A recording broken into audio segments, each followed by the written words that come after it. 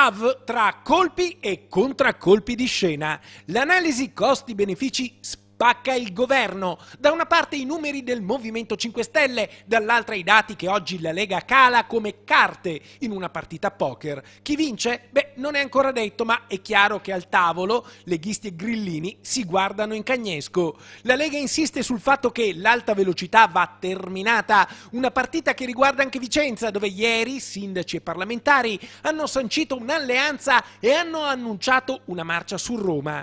Ma adesso la battaglia si sposta anche sui numeri. Il conto finale di un no alla TAV potrebbe costare 24 miliardi di euro, mentre terminare l'opera sarebbe molto più economico. Basterebbero 14 miliardi di euro per terminare l'opera, di cui 4,6 a carico dell'Italia. Un corridoio fondamentale anche per Vicenza, che diventerebbe un perno tra l'Ovest e l'Est Europa.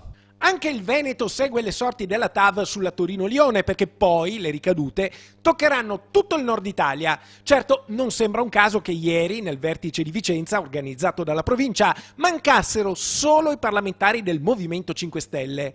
Il ministro Danilo Toninelli, nella sua analisi costi-benefici, assicura di avere altri numeri rispetto a quelli leghisti, ma le differenze nascerebbero proprio da valutazioni diverse. Per i grillini sarebbero costi anche le mancate accise sui carburanti e sui mancati pedaggi autostradali. Sì, perché la TAV porterebbe via traffico anche dalla A4. Investire sull'alta velocità significa anche diminuire gli incidenti che oggi ad esempio si verificano sul tratto della A4 molto trafficato, e significherebbe anche abbattere lo smog che oggi attanaglia la pianura padana. Un investimento importante e sul quale possiamo trovare riscontro ad esempio già nell'alta velocità che collega Bologna e Roma. Per questi motivi dobbiamo sostenere questa opera a difesa dell'ambiente e anche a vantaggio dei cittadini.